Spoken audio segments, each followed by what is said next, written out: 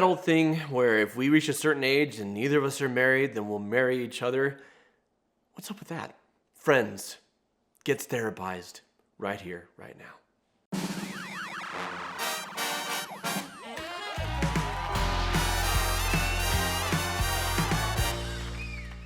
This is not just a TV show and movies thing, even though I've seen this done 1,000 times. This is very much a real life thing. I know of people who make these pinky swear pacts of if neither of us have somebody by this age, then we're going to end up together. Or if neither of us has a baby by this age, then we're going to make a baby together.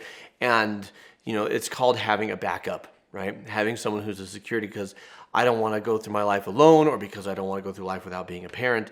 And so these are the decisions that I'm making to make sure this happens in my life. I want to explore this strategy, whether or not it's a good one. If it is, how to do it in a healthy way versus unhealthy way. And if it's not, why? And we're going to do this through the lens of the classic 90s and early aughts sitcom, Friends. We're going to find love. Definitely. Yeah, I'm pretty confident about that. That's what makes it so easy for me to be 80% happy for Monica and Chandler. It'd be nice to have a little guarantee, though. What do you mean? Well, you know, some people make deals with a friend, like if neither of them are married by the time they're 40, they marry each other. You mean a backup? Yeah, exactly. Yeah, I've got that. You do? Mm-hmm. Who? Joey. Joey? Yeah. Are you serious? Yeah, I locked him in years ago. Wait, so if neither of you are married by the time you're 40, you're gonna marry Joey? Yeah, we shook on it. Yeah. So right out of the gate, I don't think this should be like an ironclad thing, because what happens if you make this when you're in your 20s, 25, 30, 10 years later, you realize, well, I'm 40, made the pact, but I actually don't want to be with this person no matter what. Or I'm actually okay being single. So don't paint yourself in a corner, first thing. Second thing, it's not a terrible idea if it's with someone that you love and that you could have companionate love with. But then also, like, is there an out? Because what happens if I marry someone that I'm not in love with because I don't want to be alone?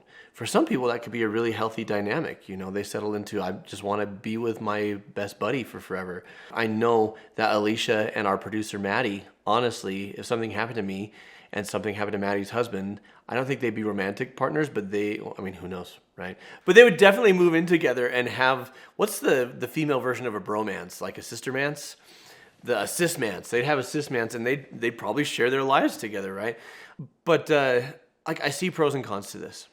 Yeah, but believe me, that is not how he wanted to seal the deal. Oh, seriously? Oh, yeah, I think his exact words were, Charming. ah, he's just a backup.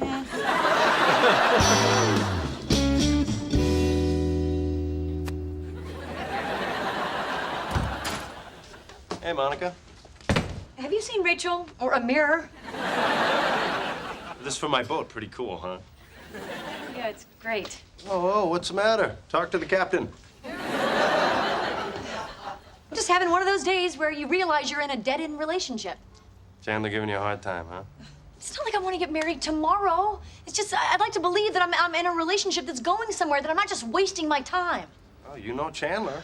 No, I don't know Chandler. Not anymore. It's like something's changed. Maybe you changed. I didn't change. Maybe that's the problem. It's just like trying stuff on. Chandler is a complex fellow, one who is unlikely to take a wife. What does he think? Does he think I'm just gonna wait around for nothing? Monica, face it. Chandler is against marriage, and always will be. Yeah, well, there's some people who do want to marry me. There are? Yeah, Richard. Richard said he wants to marry you? And Chandler's telling you how much he hates marriage. That's right. Chandler loves marriage! You just told me that he hates marriage, that he's a complex fellow who's unlikely to take a wife, that he's against marriage and always will be. You got that from what I said? Okay, so this is mildly unrelated, but that whole plot thread is Chandler is planning on proposing to Monica, But so is Richard. And Chandler doesn't know that, so he's trying to set the table so that Monica will be surprised and is going to blow up in his face.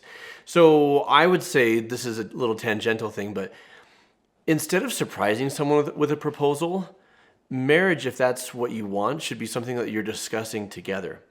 And it should be something that you are working towards together. What would that look like? If we got married, what would our life look like together? What are our values? Do we want kids? What would we do with our finances? What are our goals? What does life with you look like? And to have these conversations in advance before you even propose, which is why the surprise proposal is very dramatic for television shows, but I would never go that route in real life. I think you have the conversations first. Rach. Hey, you. Hey, So obviously these two have a history. That history is long in the past. come on in. Oh, thank you.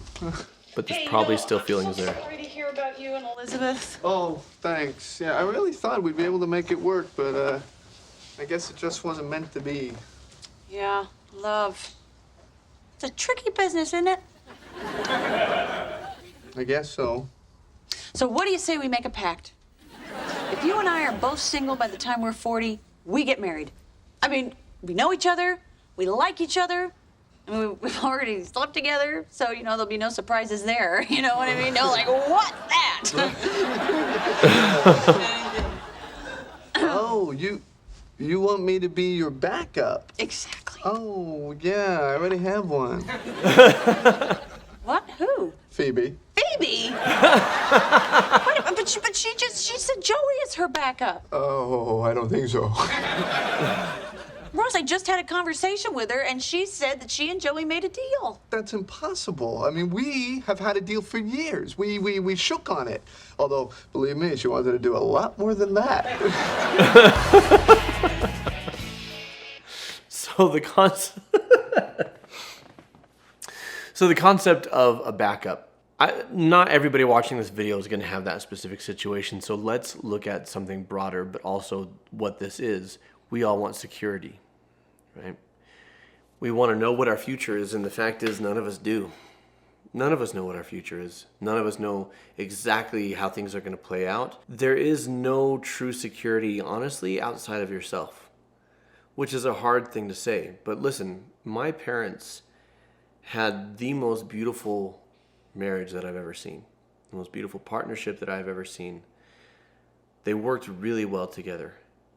And then my mom died. I would have said that theirs was the surest thing I've ever seen. After all, their parents went the distance, were married, lived good long lives together before and died, and I would have said my parents were an absolutely sure thing. And they weren't. I mean, in my belief system, like, they'll see each other again and they'll be together again, but here and now, my dad had to start an entirely different life, right? There are people that you think will never get divorced that get divorced. There are people who stay together. You're like, really? Wow, I can't believe they made it. There are people that stay single their entire life by choice.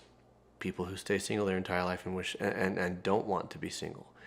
We can't control the outcomes. The only thing we can control is, who do I become? Who do I want to be, and how do I create that? How do I manifest that, and then make the specific plans and march towards that? Literally everything else is a bonus. From who you spend your life with, to whether or not you have kids, to what your kids turn out to be, to what happens in your career, to even whether or not you survive the day. None of that is completely in your hands. But who you are and how you spend your time, that's literally the only thing you can spend your time and energy on that you can directly control. Even having a backup speaks to a desire to not be alone. Being alone is better than being with the wrong person. And if your backup is the right person, then why are they your backup? I'm not knocking the system. I'm sure it's worked for some people, but these are just my thoughts. I could be completely wrong. What do you think? Let me know in the comments below. What do you think about the whole backup system? And what do you think about my advice about focusing on who you want to be and how you want to spend your time? Is that good advice or am I full of it? I can be full of it. I'd love to hear it. Let me know in the comments below. If you enjoyed this video, check out, we've got so many more friends where that came from. We've got a whole playlist as I'm doing a watch through of the show and giving my thoughts. So check that out right here. Until next time, folks, keep shining because we need your light. And here's that playlist I was telling you about. Check that action out.